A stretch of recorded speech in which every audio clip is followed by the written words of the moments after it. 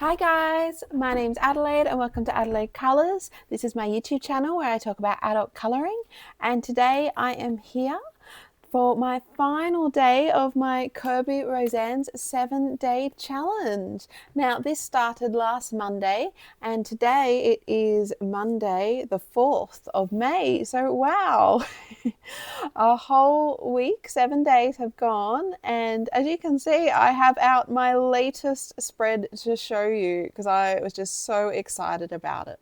So this is from Kerby Rosanes Imagimorphia. I did have two options, the wolf or the fox. The jellyfish or the wolf, and as you can see I chose to go with the jellyfish and I loved this. Now unlike my other pages that I actually did this one over 2 nights. I took it slow, it was quite relaxing, I really enjoyed it, and I used a background material that I've never used before in my colouring pages, and that was gouache. So I've never actually done a gouache page before, but after painting the one earlier in the week with acrylic paints, I thought, well, I've got gouache, I have some stunning colours, why don't I use them? So I had a look and I knew I wanted this greens, so I had these two absolutely beautiful greens. I did want a lighter shade as well, so I did mix one with a white toe. And yeah, here we are. I painted my background with them and I am so pleased with how it came out. I think the colour was really beautiful. Now the background took me a night.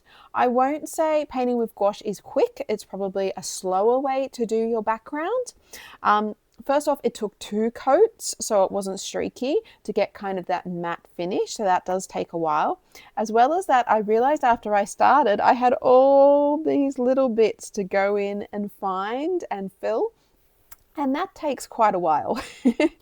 So if you're looking for a quick background, I wouldn't recommend gouache, but I did enjoy the process, and as I said, these colors are so beautiful.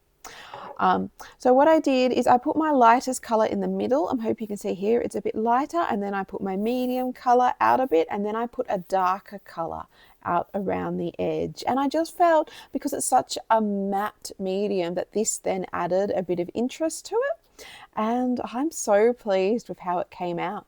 So after my background was done, I knew that I wanted my pictures in this book to be bright and happy and fun, and my other ones in this book are done in marker. So I got out my Tombos, and as you can see, like the hot pink flowers, they are done with like bits of Tombow, but what I did is I didn't go over whole elements in Tombos. I just go over a little bit, then use a water brush to spread the color out and just create more tonal interest. So that was really fun. I did that for the pink, for the yellow, and also for the blues.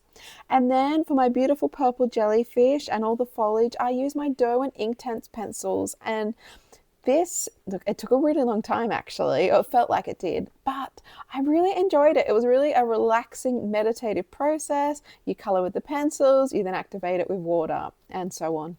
So as you see, I did repeat my jellyfish. I didn't do both of them different. After I did my first one, I just loved the colors so much, I thought, well, let's do it again. So that's what I did.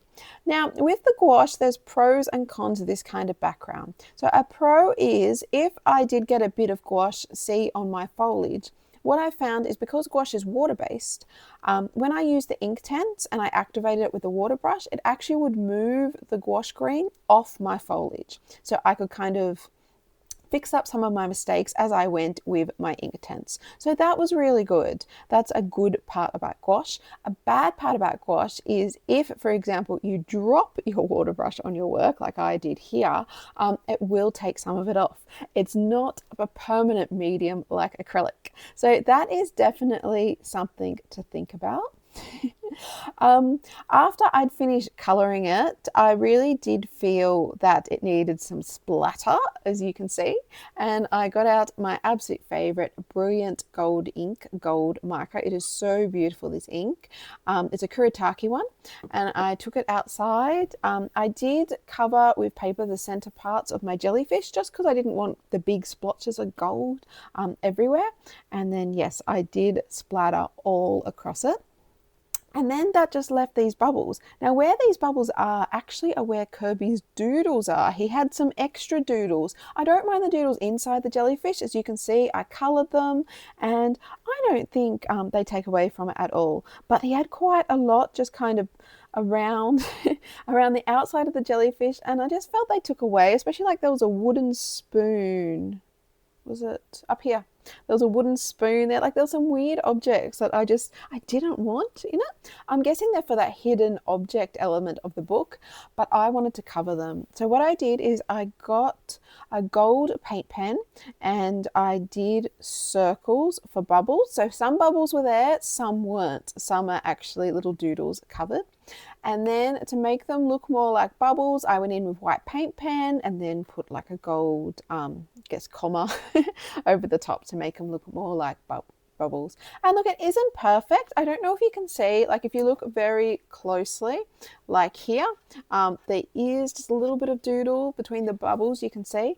But I think as a whole, it looks really good and you don't notice them. So I'm content with that. I'm happy and I am going to leave it. So this is my final spread for my week of Kerby. All up, I counted and I did 11 pages in 7 days. Now, obviously some of them were double spreads, but still 11 pages. I just can't believe it. I mean, obviously I've never colored so much Kerby in my life.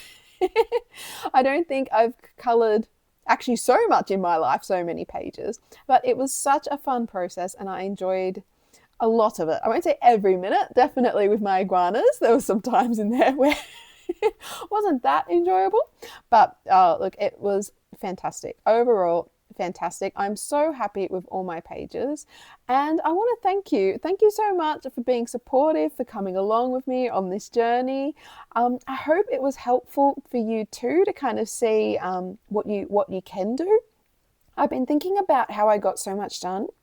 And as well as being motivated by having to come back to you the next morning for each video, I also think quicker backgrounds are the key. I mean, I love a good pencil background, and I was thinking about this. Actually, I've done a few in the last month. I really need to do my completed pages video.